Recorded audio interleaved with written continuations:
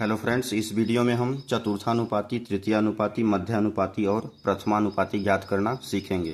तो यहाँ से हमारा पहला प्रश्न है 10, 20 तथा 30 का चतुर्थानुपाती ज्ञात कीजिए। यहाँ से हमें चतुर्थानुपाती ज्ञात करना है। तो यहाँ से हम जानते हैं कि जो रेशियो होता है A अनुपाते B और समानुपाते C अनुपाते D, इस तरीके से हमारा होता है। तो यहाँ से हमारा पहला रेशियो हो जाएगा A, दूसरा है B, तीसरा है C, चौथा है D। तो यही हमारा चतुर्थानुपाती D का मान ज्ञात करना है। तो यहाँ से हम दिया गया है हमें A की वैल्यू क्या दी गई है 10। फिर यहाँ से B की जगह पे क्या दिया गया है 20, और यहाँ पे C की जगह पे रख देंगे 30, और अनुपात D का यही मान ज्ञात करना है हमें। चतुर्थानुपाती D का मान ज्ञात करना है।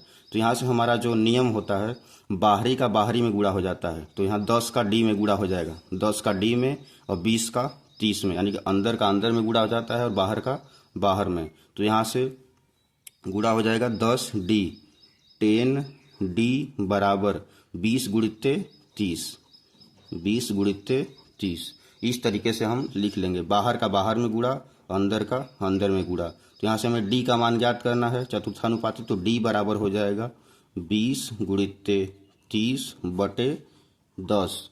यहाँ से इसको अब हल कर लेंगे। 0 से हमारा 0 कैंसिल हो जाएगा, 20 तिहाई 60। तो यहीं आ जाएगा हमारा आंसर, क्या आ जाएगा 60। यही हो जाएगा इसका चतुर्थानुपाती, यानी जो 60 हो जाएगा इसका आंसर। दूसरा प्रश्न दिया गया है 4 तथा 8 का तृतीयानुपाती ज्ञात कीजिए। 4 तथा 8 का हमें तृतीयानुपाती ज्ञात करना है। तो यहाँ से हमें दिया गया है A का मान दिया गया है 4 और B का मान दिया गया है 8। तो यहाँ से जो तृतीयानुपाती का सूत्र होता है, तृतीयानुपाती का जो सूत्र होता है फार्मूला B² बटे A, B² बटे A। तो यहाँ से B के जगह पे क्या रख देंगे 8। तो यहाँ से हो जाएगा 8 का स्क्वायर बटे A के जगह पे क्या रख देंगे 4। तो यहाँ से 8 का स्क्वायर है, तो 8 का स्क्वायर के जगह पे लिख सकते हैं 8 गुणित्ते 8, 8 घाते 2 है, तो यानी 8 गुणित्ते 8 और बटे 4। तो यहाँ से इसको अब हम हल कर लेंगे। 4 1 का 4, 4 दूनी 8। तो यहाँ से हो जाएगा 8 दूनी 16 बटे 1 है, तो 1 का भाग देंगे 16 में तो 16 ही आएगा। यही हो जाएगा इसका आंसर, यानी कि 16 क्या हो जाएगा इसका आंसर। हमारा तीसरा प्रश्न दिया गया है 3 तथा 27 का मध्यानुपाती ज्ञात कीजिए। मध्यानुपाती ज्ञात करना है। तो यहाँ से हमें A की वैल्यू दी गई है 3, A बराबर क्या दिया गया है 3, और B बराबर क्या दिया गया है 27। तो जो मध्यानुपाती का सूत्र होता है, मध्यानुपाती का जो सूत्र होता है अंडर रूट करणी में होता है A इंटू B।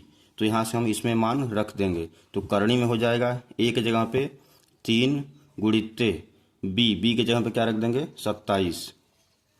अब यहाँ से इसको हम हल कर लेंगे। तो करणी में क्या है हमारा 3, और 27 को क्या लिख सकते हैं 3 गुणित्ते 3 गुणित्ते 3। 3 पहले से ही था, 27 को हम लिख दिए 3 तरीके 9 तरीक 27। अब यहाँ से हमें वर्गमूल निकालना है, तो 2 का यहाँ पे जोड़ा बना लेंगे। 3 3 का है, 2 का जोड़ा, यहाँ से एक जोड़े में से 3 बाहर निकल आएगा और इसमें से भी 3 बाहर निकल आएगा। तो यहाँ से हो जाएगा 3 तरीके 9, यानी कि मध्यानुपाती क्या हो जाएगा 9। यही हो जाएगा इसका आंसर। यहाँ से हमें चौथा प्रश्न दिया गया है 16 एवं 4 का प्रथमानुपाती ज्ञात कीजिए। 16 एवं 4 का हमें प्रथमानुपाती ज्ञात करना है। तो यहाँ से A दिया गया है 16, B का मान क्या है 4। तो यहाँ से जो प्रथमानुपाती का सूत्र होता है, प्रथमानुपाती का जो सूत्र होता है फार्मूला A गुणित्ते B, यही होता है सूत्र। तो A की जगह पे रख देंगे 16 और B की जगह पे 4। तो यहाँ 16 चौके 64। यही जो प्रथमानुपाती आ गया, यही हो जाएगा इसका आंसर। 64 है यही आंसर। ओके, धन्यवाद।